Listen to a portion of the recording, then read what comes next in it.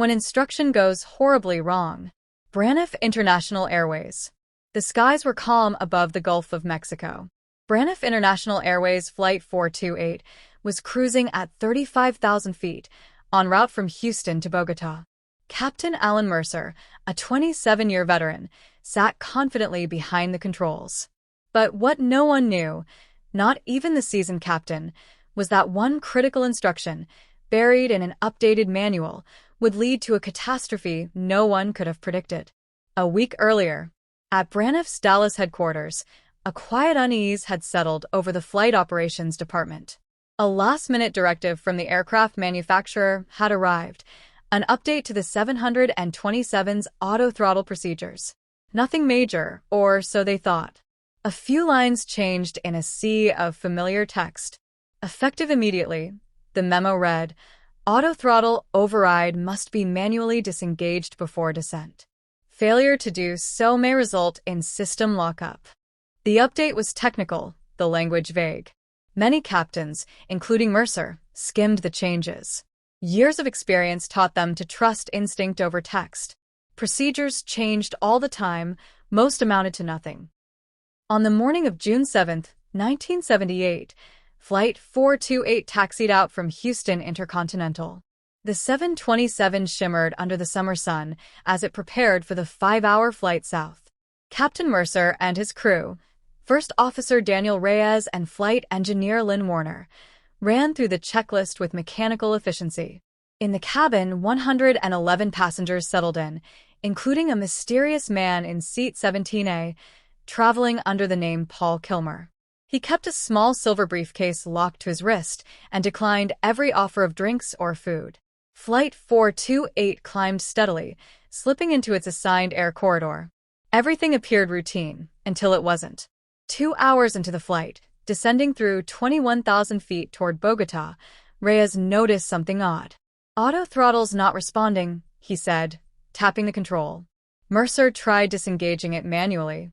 The switch refused to budge. "Try again," Mercer said, voice tightening. Nothing. Lynn leaned forward. "It's locked.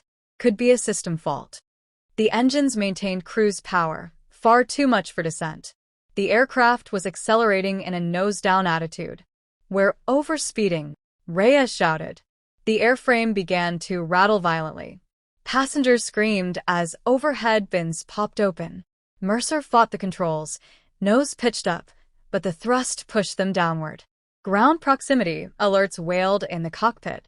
In the chaos, Lynn tore through the flight manual, eyes scanning for anything relevant.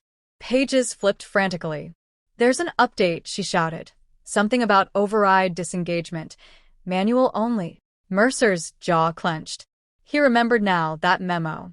"Where is it?" he barked. "Page 293. Right there." He reached for the panel beneath his seat and yanked open the emergency override lever. The resistance felt unnatural, stiff. "Pull it, Alan," Reyes yelled. With a grunt, Mercer tore the lever back. The throttles cut. The aircraft jerked violently, engines dropping to idle. The 727 groaned, stabilizing as it leveled off at 11,000 feet. Silence, save for the heavy breathing in the cockpit. Back in the cabin, panic slowly gave way to confusion. Oxygen masks dangled uselessly. The man in seat 17A hadn't moved. Flight attendant Rachel Nguyen approached him cautiously. "Sir, are you all right?" His head tilted slowly. "I'm fine, but the others may not be for long." She frowned. "Excuse me?" He unlocked the briefcase. Inside, a maze of circuitry, blinking lights, and a device unlike anything she'd seen. Rachel backed away, heart pounding. "Captain, we have a problem. Passenger 17A has some kind of device. Looks military." Captain Mercer stormed into the cabin, flanked by Lynn. "Sir," Mercer said firmly, "put your hands where I can see them." Paul Kilmer raised them slowly. "It's not what you think. This isn't a bomb. It's a signal disruptor." Mercer froze. "What?" "I was hired to test vulnerabilities in your systems." "An internal audit," Kilmer explained, cool as ice. "Only problem is your pilots weren't informed." Mercer stared at the device, then at Kilmer. You caused the auto throttle lock? No. But I exploited it, boosted the signal delay to see if you'd notice. You almost didn't. Lynn's face went pale. You could have killed us all. Kilmer nodded. And that's why this test matters. The revelation spread fast among the crew. Flight 428 had nearly gone down because of a test no one authorized, at least not locally. Mercer contacted air traffic control. Colombian authorities scrambled intercept jets. The situation was now international. Back in the cockpit, Mercer faced a decision. We can land in Bogota, Reyes offered. Let them take him. Mercer stared out the window. No. We land in Panama. Neutral territory. If he's telling the truth, we find out there. Lynn hesitated. And if he's lying? Mercer met her eyes. Then he doesn't walk off this plane. As Flight 428 descended toward Panama City, tension spread like smoke. In Seat 17A, Kilmer sat impassive. The plane touched down hard, tires screeching. Police vehicles trailed alongside, lights blazing. Mercer opened the door himself. Authorities rushed in, surrounding Kilmer. Is this the device? A Panamanian officer asked. Mercer nodded grimly. Yeah. And he says it's not a bomb. The officer inspected it, and paused. This tech, it's not from any audit firm. This is CIA grade. Kilmer raised his eyebrows. Told you. Bigger than you know.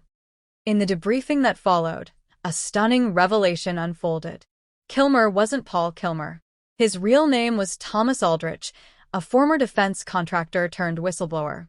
He had uncovered a series of clandestine software modifications embedded in commercial autopilot systems, supposedly for remote safety override.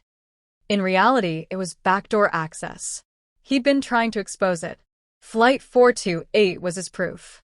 The memo Mercer had ignored? Issued not by the FAA, but a shadow subcontractor tied to military intelligence. The test wasn't just a warning, it was a rescue mission. Braniff International never publicly acknowledged the event. Flight 428 was logged as a minor in-flight systems anomaly. Captain Mercer retired 6 months later, haunted by what almost happened. And Thomas Aldrich disappeared, released without charges, never heard from again. But for those 111 souls on Flight 428, one thing was certain. When instruction goes horribly wrong, it's not always by accident.